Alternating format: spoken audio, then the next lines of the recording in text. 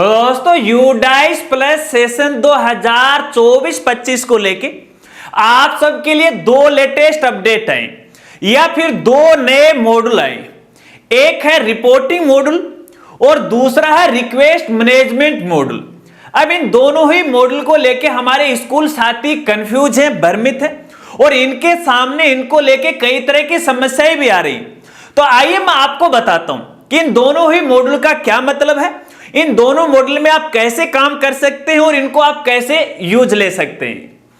नमस्कार साथियों, मैं हूं आपका अपना साथी राजगुरु जी। तो दोस्तों शायद आप सबको पता है कि इस बार यूडाइस पोर्टल पे कई तरह के बदलाव किए गए थे और हर दिन हमें यूडाइस पोर्टल को लेके नए नए अपडेट हैं वो भी मिल रहे।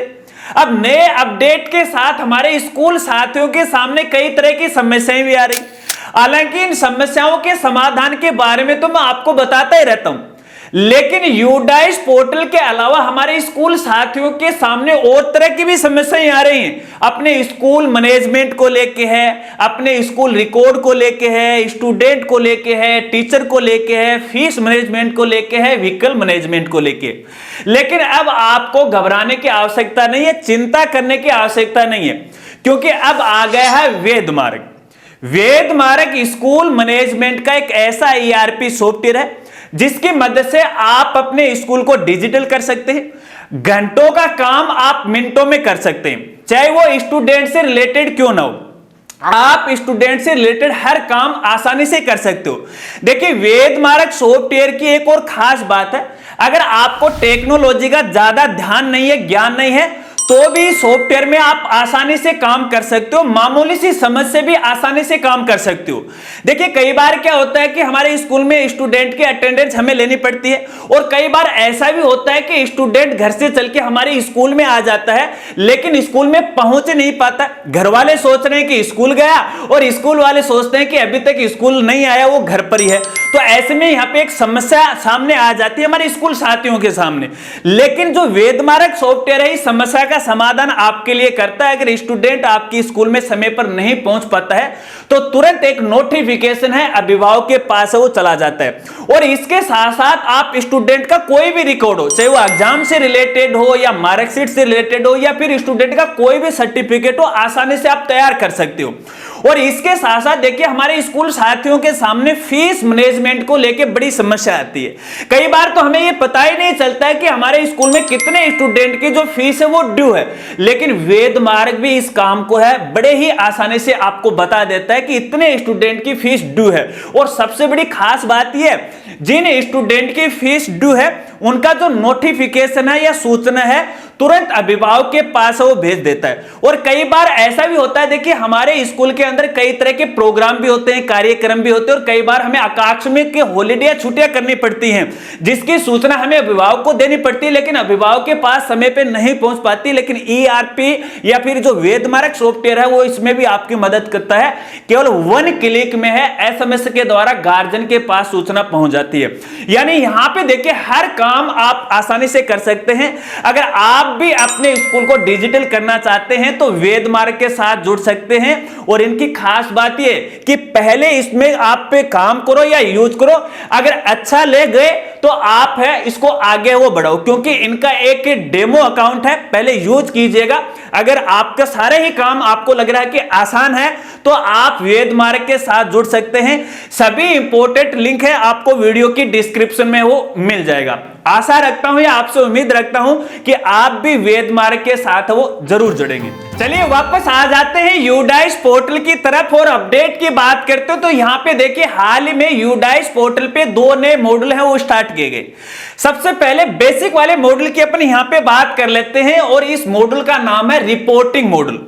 अब देखिए रिपोर्टिंग मॉड्यूल का मतलब ये है कि इस मॉड्यूल की मदद से आप अपने स्कूल के स्टूडेंट जो यूडाइस पोर्टल पर आपने डेटा एंट्री कर रखी है उसकी रिपोर्ट आप देख सकते हो।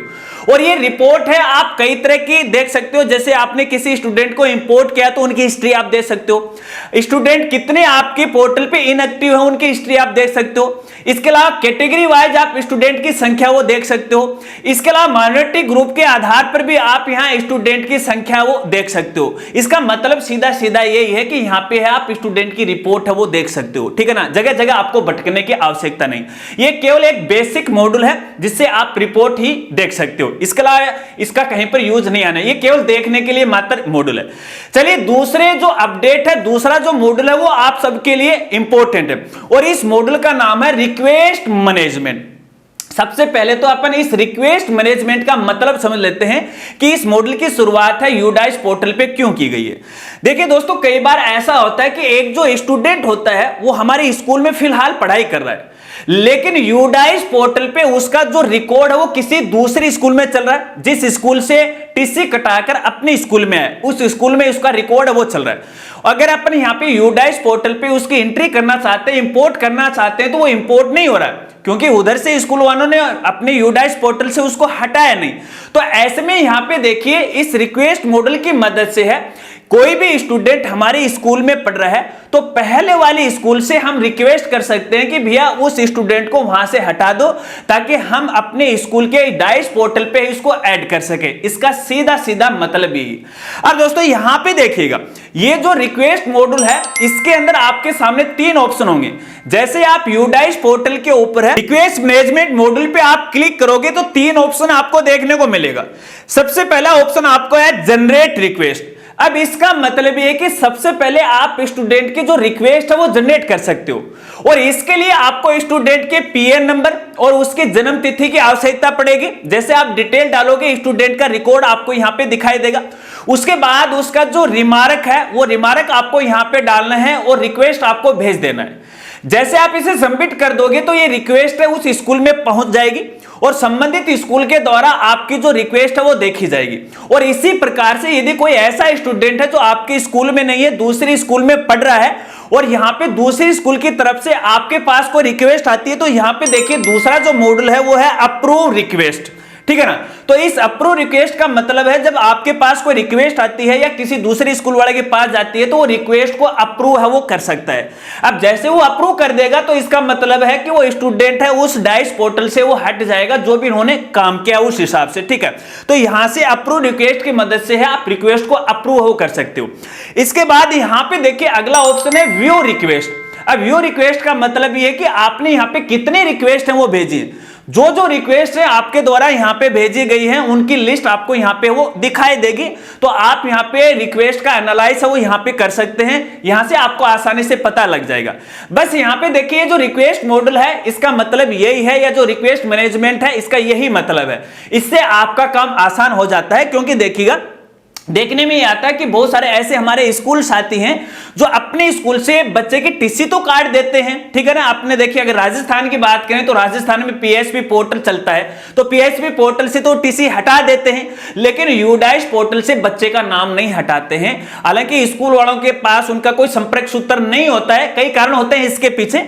तो ऐसे में इस मॉडल की मदद से है आप संबंधित स्कूल को है रिक्वेस्ट है वो भेज सकते हो। अगर इस मॉडल की बात करें तो देखिए ये जो मॉडल है यूडाइस पे स्टार्ट किया गया, ये तो मुझे बहुत ही अच्छा लगा। देखिए इसमें बिना किसी परेशानी के, बिना किसी झकमारी के है स्कूल वाला दूसरे स्कूल से रिक्वेस्ट है वो भेज सकता है और अपना काम आसानी से वो करवा सकता है।